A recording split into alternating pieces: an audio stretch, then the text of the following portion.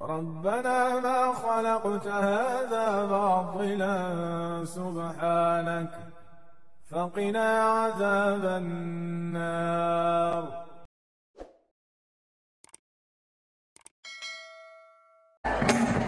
Alhamdulillah, tidak henti-hentinya kita muji Allah Subhanahu wa taala, Zat yang Maha Pengasih, Zat yang Maha Penyayang, Zat yang hari ini mentakdirkan kita berada di tempat ini.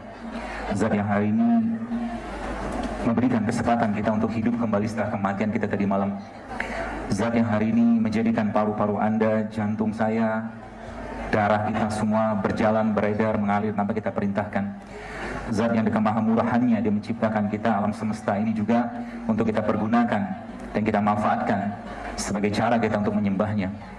Zat yang kalau kita menghitung betapa besar dan betapa banyak nikmat yang Dia berikan kepada kita, maka niscaya kita tidak akan mampu menghitungnya.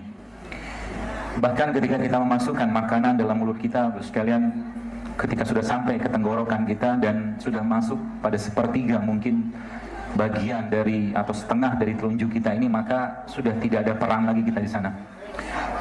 Allah yang menjadikan makanan tersebut bisa diolah masuk ke paru, masuk ke usus, ya, masuk ke lambung, ya, seterusnya sampai menjadi sebagian menjadi makanan atau jadi nutrisi dan sebagian dikeluarkan sebagai kotoran. Maka alhamdulillah adalah kalimat yang atau kata yang terbaik yang harus kita ucapkan sering-sering. Dengan kata itulah sebenarnya Allah mencukupkan segala nikmat yang Dia berikan kepada kita semua.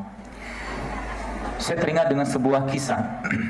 Kisah ini berkaitan dengan seorang sahabat Rasulullah SAW, yang mana disebutkan dalam sebuah riwayat ada seorang musafir yang dia berjalan atau mengendari kuda di padang pasir. Kemudian musafir tadi menemukan sebuah kemah atau tenda, yang tenda atau kemah tadi nggak ada orang atau mungkin tidak banyak orang kecuali seorang yang dia lihat di situ begitu menyedihkan. Lalu sang musafir tadi mengucapkan Assalamualaikum warahmatullahi wabarakatuh. Dan akhirnya orang yang dalam tenda tersebut mengucapkan Waalaikumsalam warahmatullahi wabarakatuh. Kita katakan segala puji bagi Allah yang telah mempertemukan kita hari ini, kata orang dalam tenda. Tapi menariknya Bu sekalian, orang yang ada dalam tenda tadi adalah seorang yang mungkin secara fisiknya itu sangat-sangat mengenaskan. Karena matanya buta, kakinya buntung, tangannya buntung.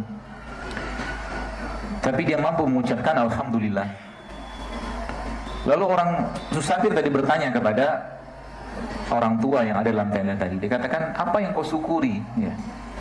Maksudnya dengan mata buta, tangan buntung, kaki buntung, apa yang kamu syukuri gitu kan? Dan dia tergeletak di atas padang pasir seperti itu. Kalau orang tua tadi mengatakan, diamlah kau wahai anak muda. Ketahuilah bahwa aku bisa mengucapkan Alhamdulillah saja sudah merupakan nikmat dari Allah untukku. Lalu sang musafir tadi mengatakan awalnya ingin meminta bantuan, tapi justru malah dia yang menawarkan bantuan. Ditanyalah pada orang tua tadi, apa yang saya bisa bantu untuk Anda? Kata orang tua tadi, aku punya anak yang mengurus saya di sini, dia bilang. Lalu selama beberapa hari ini saya tidak mendapatkan dia di sini, kata orang tua tadi. Dan subhanallah, si orang tua tadi mengatakan tolong cari dia di luar. Jadi kalau engkau melihat dia di luar, maka itu pasti anakku, kata dia. Maka akhirnya si musafir tadi pergi keluar dan dia mendapatkan atau mencari-cari orang dan ketemulah dia dengan seorang laki-laki. Tapi qadarullahnya apa? Laki-laki tadi ternyata subhanallah sudah jadi santapannya singa saat itu. Dan dia mengatakan ini pasti anak ini. Akhirnya dia masuklah ke tenda tadi dan mengucapkan dan menyampaikan kepada orang tua tadi. Nah, apa dikatakan? Awalnya dia langsung pengen menyampaikan kepada si orang tua tadi. Tapi dikatakan dengan bahasa yang santun, wahai orang tua, dia bilang, tahukah engkau tentang Ayub alaihissalam? Tentu saja saya tahu. Ayub seorang yang luar biasa. Allah kasih ujian 20 tahun kepadanya dengan begitu banyak ujian, ya. Anda bayangkan Nabi Ayub itu sekalian, hari pertama ya beliau kena penyakit. Hari kedua anaknya mati 12 orang. Hari ketiga seluruh hartanya kena hama. Berturut-turut 3 hari. Ya. Lalu orang tua dia mengatakan Ayub seorang yang luar biasa, dia bilang. Lalu akhirnya si musafir itu mengatakan benar. Ya, Ayub seorang yang luar biasa dan saya berharap engkau menjadi bagian dari salah sebagian kecil dari kesabarannya Ayub alaihissalam. Apa maksudmu, kata orang tua tadi. Akhirnya ceritakanlah bahwa anaknya sudah mati seperti itu. Lalu akhirnya orang tua tadi mengatakan, Alhamdulillah, setelah mengucapkan kalimat istirja, innalillahi wa inna ilaihi raji'un, kemudian mengatakan alhamdulillah, segala puji bagi Allah yang telah memberikan kesempatan anakku untuk lebih awal masuk ke dalam surganya. Ya, karena dia tahu bahwa anak yang mengurus orang tua seperti itu pasti akan diganjar Allah dengan ganjaran yang terbaik. Terus setelah itu dia mengatakan, maka saksikanlah, kata orang tua tadi. Dia mengucapkan apa? Asyhadu an la ilaha illallah wa anna Muhammad Rasulullah. Dikatakan, aku bersaksi tidak ada Tuhan Allah dan aku bersaksi Muhammad utusan Allah. Seketika itu orang tua tadi mati. Ya, mati seketika. Lalu akhirnya apa? Si musafir tadi makin kebingungan, sekalian. Ya, makin kebingungan. Maksudnya gimana? Ini sudahlah orang yang buntu, nggak ada apa-apa, tempat itu kosong kecuali dia sama bapak tua itu saja. Sekarang orang yang mati ini gimana cara ngurus jenazahnya? Subhanallah, tidak lama kemudian, ya kuasa Allah akhirnya ada beberapa pengendara kuda gitu kan yang datang ke tempat itu, dan ternyata ini orang-orang kerajaan. Waktu dipanggil sama si musafir tadi, mereka akhirnya diajak masuk ke dalam dan dilihat jenazah orang tua tadi. Mereka mencium-ciumi jenazah tadi. Lalu akhirnya dia bertanya, ini makin bingung, ini siapa ini orang gitu kan? Kok luar biasa ya? Sampai ada orang kerajaan mencium-ciumi jenazah dia. Akhirnya si pengendara kuda tadi mengatakan, ini adalah Abu Kilabah Al-Jurmi, sahabat terakhirnya Nabi alaihissalam. Ya. Saya menyampaikan kisah ini tidak lain tidak bukan kepada kita semua agar menjadi ibrah bahwa hidup kita ini, Bapak sekalian, bukan hidup untuk mengeluh. Ya, bukan hidup untuk banyak berkeluh kesah. Ya, ada orang sayurnya sedikit asin sudah mulai mengeluh. Ada orang sedikit ada urusan duniawi saja sudah mengeluhnya luar biasa. Ya. Maka mari kita jadikan hidup kita menjadi hidup yang pilihannya kalau nggak sabar ya syukur. Ya. Kalau ada pengen mengucapkan sesuatu yang sifatnya membuat kita malah makin tidak nyaman hatinya, jangan diucapkan. Diam saja, istighfar atau mungkin baca tasbih, tahmid atau hal yang lainnya seperti itu. Dan pasti ini semua tidak lepas dari sebuah perjalanan manusia yang telah mengajarkan kepada kita semua, Bapak sekalian. Manusia yang akhlaknya, fisiknya, nasabnya Allah sempurnakan. Itu Rasulullah SAW. Yang kita baca salawat kepada beliau, Allah memberikan kepada kita 10 kali pahala. Satu pahalanya saja yang Allah berikan atau rahmat itu sudah cukup untuk kita, banyaknya luar biasa. Jadi jangan sampai kita menganggap bahwa 10 itu sebenarnya 10 itu sudah sangat luar biasa banyak. Ya. Manusia yang dengannya lah akhirnya kita mengenal Islam ini. Ya. Maka kita meminta kepada Allah agar kita bisa meneruskan dakwah dari Nabi kita SAW. Ya. Dakwah seperti apa? Kalau saya mengandung sebuah prinsip atau pemahaman, Allah mengatakan dalam Al-Quran, "A'udzubillahi minasyaitonirrajim, wa man ahsanu qawlan mimman da'a ila Allah."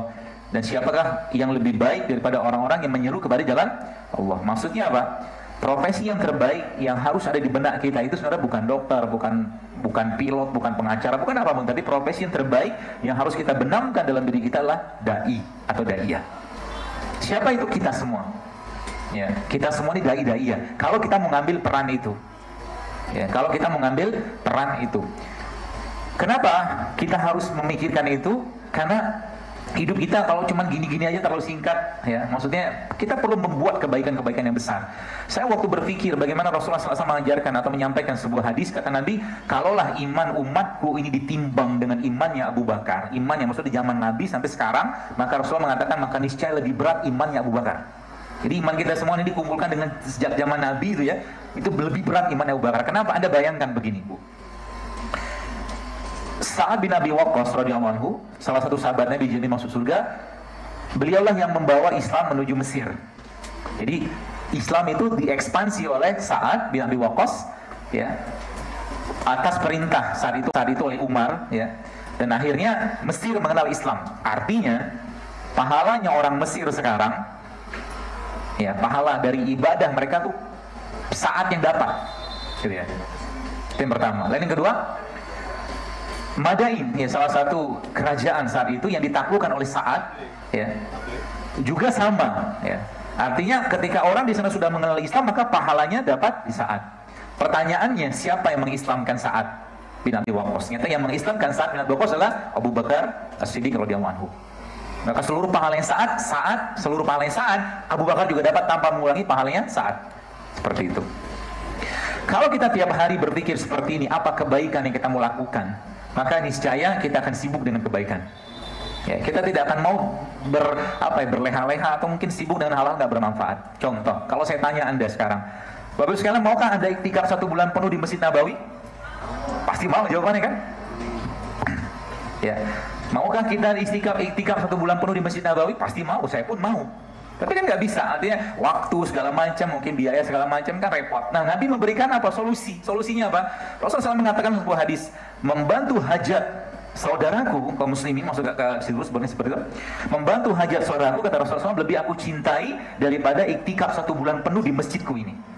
Contohnya beginilah, ada orang mau masuk tempat ini nih, penuh misalkan gitu kan, terus hajatnya dia pengen datang ke kajian ini, gitu kan, hajatnya dia. Lalu Anda lihat di depan Anda ada tempat kosong.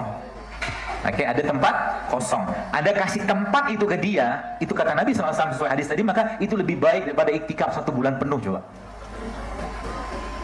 luar biasa.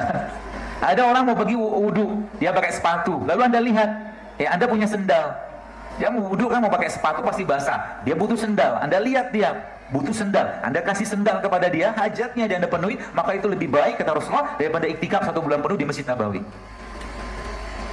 Kenapa saya harus katakan ini? Karena memang Islam telah mengajarkan atau memberikan kesempurnaan yang luar biasa harus sekalian.